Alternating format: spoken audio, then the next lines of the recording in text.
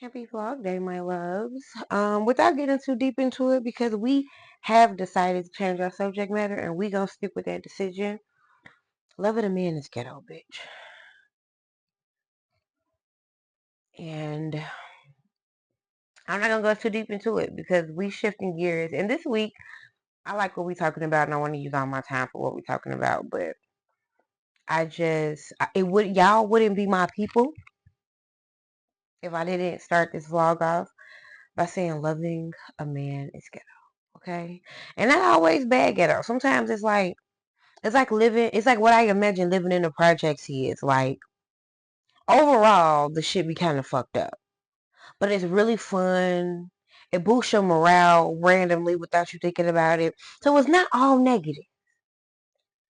But baby, the negatives, baby, they get negative. Okay, we gon' that's all we gonna say.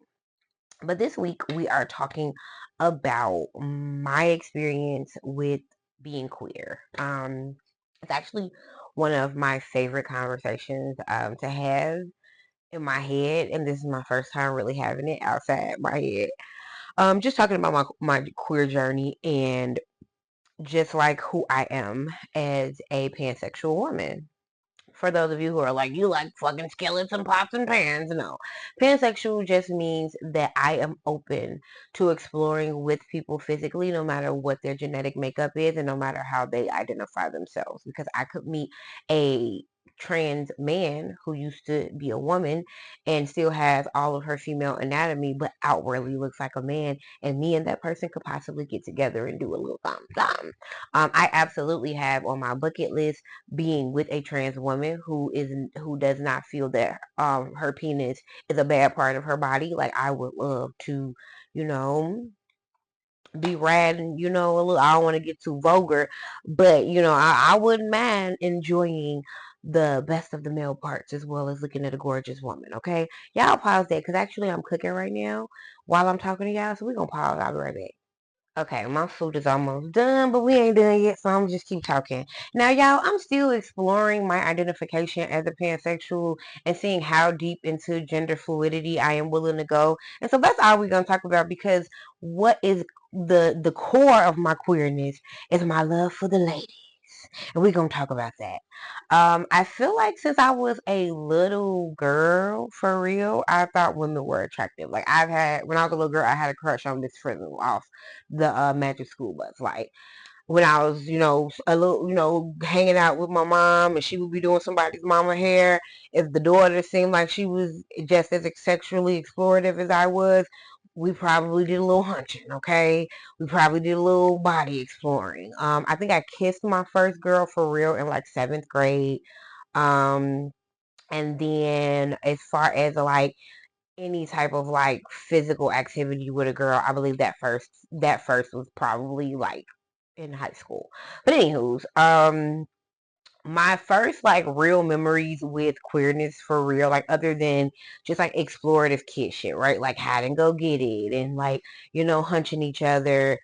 Other stuff that's like, okay, I'm not just randomly doing shit as a kid. Hold that thought again, my bad. Okay, y'all, I'm back, my bad. Okay, so but yeah, like outside of exploring, first of all, let me say this. I could be up $1 billion and I'm gonna still give me some top ramen, okay? You can tell me all of the most unhealthy things are in it. I get it. I got it. Good. I'm gonna still have me some top ramen, okay? A little hot sauce, a little cheese.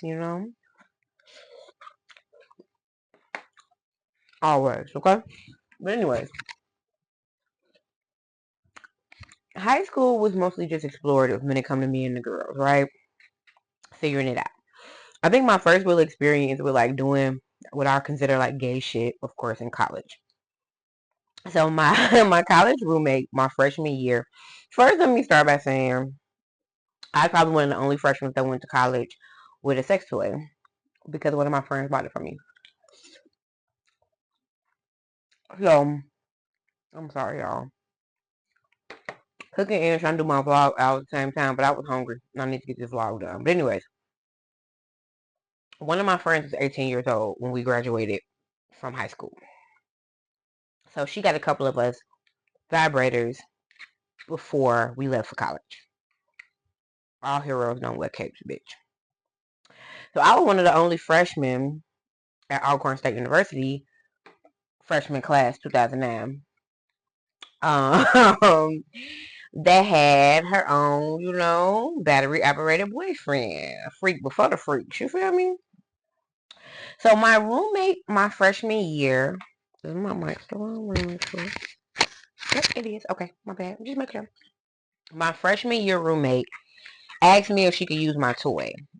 Now, I'm still a baby gay at this point, and I don't know how gay people flirt, and I don't know if she's gay or not.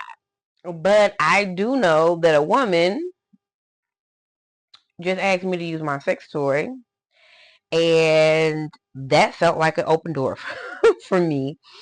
And I told her that she could use it if I could use it on her. Obviously, she was not gay. She actually changed rooms. I'm pretty sure I made her pretty uncomfortable. My bad, girl. Pause. I said I was going to do it, and I forgot to do it. So I got to run in my mouth with y'all. Before I tell my story about my experience being queer, or continue, I'll say, there are two people that came up significant for me when I was reflecting on my queer journey, that even if they never see this vlog, I want to publicly apologize to. I was bold enough to call both of these people my best friend at one point in my life, and I mistreated them both in a way. Not that either of them were perfect, because I ain't the only demon in this situation. But I am here to take my own responsibility, and I'm going to do that before I continue the story. At some point during the story, you'll hear me mention my college best friend, Larissa. You guys have heard me mention her before in other vlogs.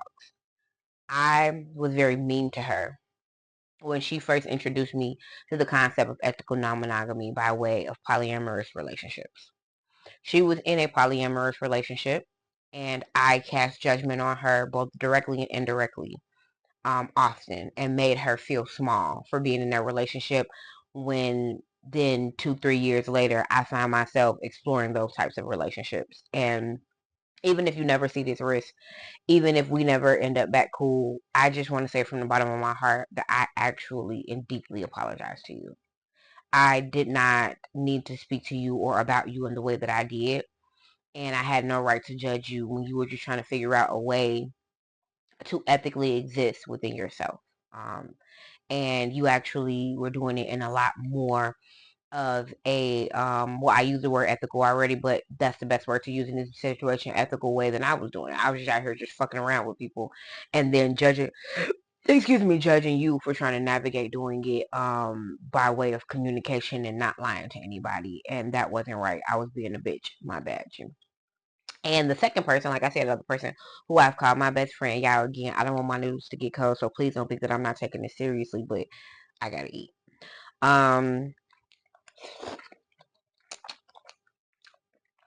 The second person that I have to take a moment and apologize to is kind of like my early adulthood best friend, Paris.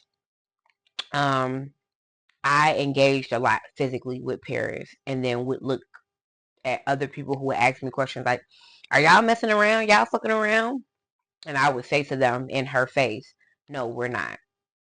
And then me and her would leave where we were, and we would go to my house or her house or wherever we were, and I would initiate physical contact.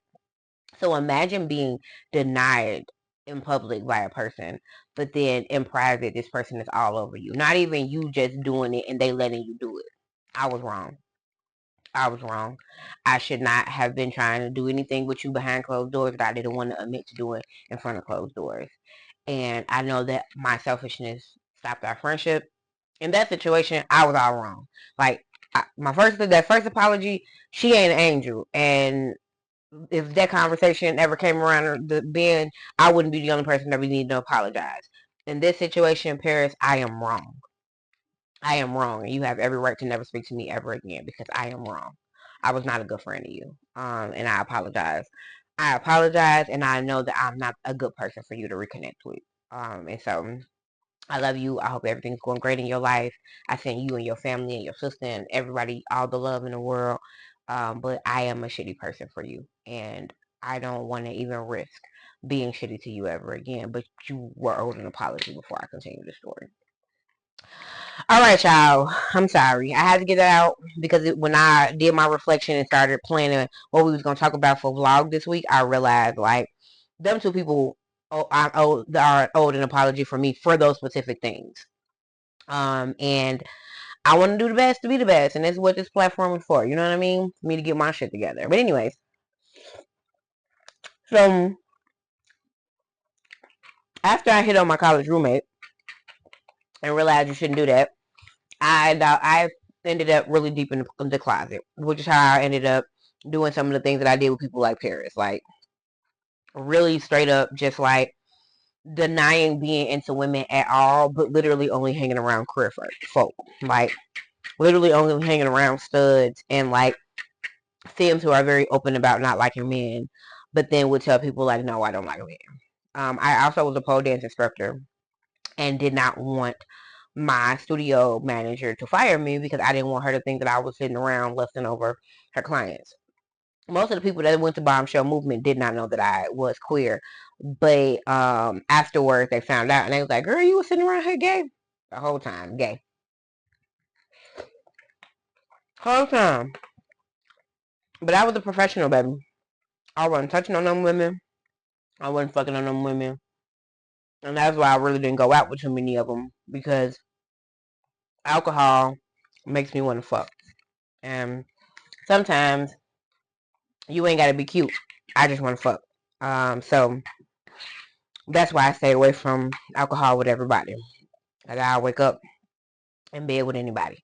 Just being very, very, very real. We family here. I didn't invite y'all to my house. We eat noodles together. We family. So college in my early 20s was just stuff like that. Fucking around after brunch with women, fucking around my female friends, etc., etc. I ended up in a female relationship right after like my situation with, like right before or after my situation with Paris. I can't remember because my life, the timeline be kind of, you know, when you've been through a lot. But I did. I dated a girl for a little while, not very long, and we were very toxic for each other. I spent my first night in jail because of that. Just like domestic situation, I'm bigger than her, so you gotta know she was really tiny because I'm not that much big. I'm not that big at all, but I was bigger than her. I was seen as the aggressor because she has lighter skin. Me and her both hitting each other, but her bruises look bigger than mine. Excuse me. So experienced that, and then just had like this really shitty like taste in my mouth as it pertains to women, because I've never wanted to go to jail. And the fact that a woman was the reason that I ended up in jail at one point in my life, I just didn't want to date women. So then I went on this whole thing where like I knew that it would make my mother happier for me to bring home a man. And to be real with y'all, men are easier to control. Even though men are ghetto as fuck. Because even though they're easier to control, they're so fucking unruly like dogs. But I got more man control over a man. A woman is gonna make me just as volatile as I would make a man. And I don't like that. I don't like that. And so for a while I was just like, fuck it, I'm not gonna date no girls, right? And then my bad, y'all. And then I get in a relationship that I'm in currently. And like I said, at the beginning of the relationship, I just let him know that I like girls. I don't know what that looks like. Really, when I first started dating him, I was just letting him know that I'm gonna go do my shit. And I'm not gonna be upset if you do your shit, because I'm gonna be going doing mine. But I just don't ever want your shit or my shit to cross. Like, my shit ain't gonna ever come home to you. Your shit should never come home to me. That was kind of like even how we started our relationship, even though I didn't have the full conversation around it yet. Then, like I said, before I issued the apology to my friend, at that point, my friend, she was becoming a tertiary or a secondary partner to a young man who already had a primary partner. So, and I guess in poly terms, she was becoming their third, quote unquote. I know a lot of people don't like that word. We're gonna use that word today, okay? So I feel like there's so much judgment. There's so much judgment attached to like a woman joining an already established relationship. And my friend was that woman.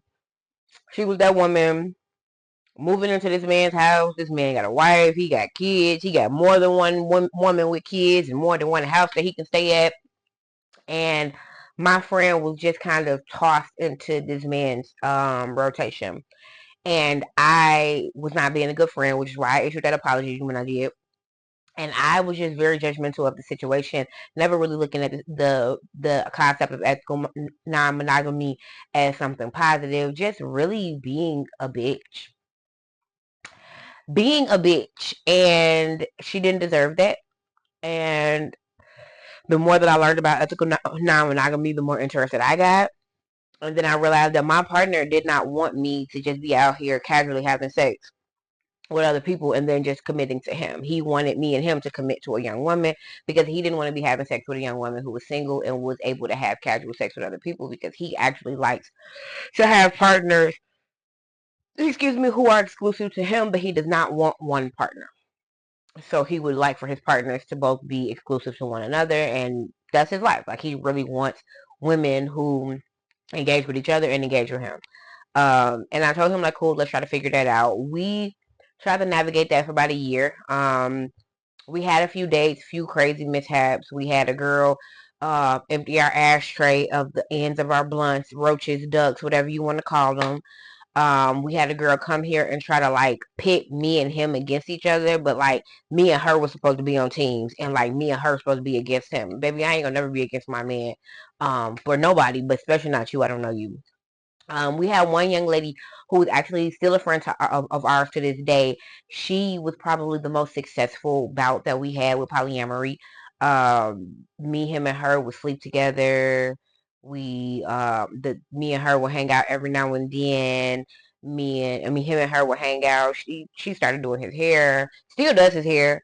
And so that's my stepson's hair. Like, she will always be a part of our family because she's a dope friend. But the relationship started as kind of like a physicality situationship type of thing.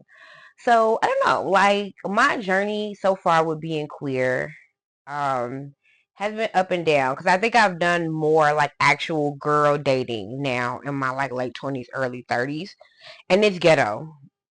It's ghetto. I've been rejected by women. I got rejected by a young girl, and she probably don't think it's rejection. Other people might hear my story about it and I think it's rejection, but I felt rejected, and so I'm not gonna even tell y'all the story because I don't want to be argued with. But I have had to reject people. I'm still figuring out how I'm gonna tell somebody who got me on their hit list right now that you're not gonna ever get none of this poontang. I ain't gonna lie to y'all. Being a woman, period, is a lot, but being a woman who likes women, it's it's a lot, and we nearing a 20-minute mark, and I told myself I still don't want to take y'all over 20 minutes. What I will say about my journey with queerness is, first of all, is I'm grateful that I feel safe to be myself. I'm grateful that I feel good about telling my mother and my family about me liking women, because it's not going anywhere. I am grateful to be with a partner who is okay with me engaging in activities physically with women when he is present and when he is not, because sometimes I don't want to have male-centered female sex. I want to have female-centered female sex, and you cannot do that with a man in the room, even if he's just watching, because the man going to insert his voice, he going to insert the male gaze. Sometimes I just want to be in the room enjoying sensuality with a woman, and I am so grateful to be with somebody who gives me that freedom. What do I see next for myself? I have not given up hope on having a steady partner for our relationship, because I know that that is something that my partner desires. I kind of have the current goal that's on all, woke black people's mind right now, the family compound, where there are multiple people living on the same land and we're eating and, defending off the land. I would like for one of those houses to house my I'll say co-wife instead of sister wife, because I feel like sister wife entails that we won't be together, and I say co-wife because I want to be fucking too. That's why it's so hard. Cause like we meet somebody, she might like me, she might not like him, or we meet a woman who just super male centered, so she like him and she's trying to tolerate me, and we don't need that. We need somebody that's gonna love us both. And so that's kind of the next step. But I'm not like hard up for it. Like right now, I'm dating a I don't know if I'm dating a girl. I like a girl right now. And we're at 20 minutes, but I have to say this. I like a girl right now. And she's far away. She's not in Chicago, so I can't really explore this. But well I can. I'm exploring it in as much as I can explore it with the distance. But I like her. Um it was wild. It's like I know that she watches my vlogs. So I don't want to tell y'all too much about her. But shout out to you because I know you're gonna watch. Um I like her. I like her. And if I were to exist in this relationship, I would exist separate from my partner. She would be more of like a sister wife to him, right? Like because she would be somebody that's dating his wife. I don't even know what any of that looks like. I just like her. And I'm not trying to rush and see what any of that looks like. But I would not be able to end this week's vlog and talking about my queerness without like letting y'all know that somebody gives me the giggles. Like when she texts me, I get excited. I get anxious before I text her. I want to make sure I'm not over texting her. She can engage in a conversation, y'all. Like she can hold a conversation. She watches my vlog. I know she watches my vlog because she talks to me about my vlog. Like I love it. I love it. She supports my art and she's an artist herself. I don't know. Shout out to you, beautiful. I am super grateful to be living my truth. I am super grateful to no longer be in the closet. I am super grateful for whatever comes my way. And I am grateful if you didn't sit here for 21 minutes to listen to me talk about my gay ass life. I love y'all.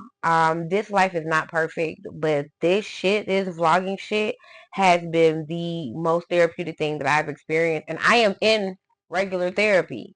Shout out to my therapist. I love you, but this shit right here, ring light, camera, mic, it's everything that I've been needing. And so I love y'all. I'm gonna wrap up this vlog for the week so I can finish my last little bit of lukewarm noodles because I got tired of slurping in y'all face. And just, I'm gonna enjoy this hump day, but by the time you see this, it's gonna be Friday, so enjoy your weekend. I'm getting drunk this weekend with my in-laws. We went to a wedding last week, it was great. We're going to another wedding this week. It's gonna be even better because this one is the bigger party.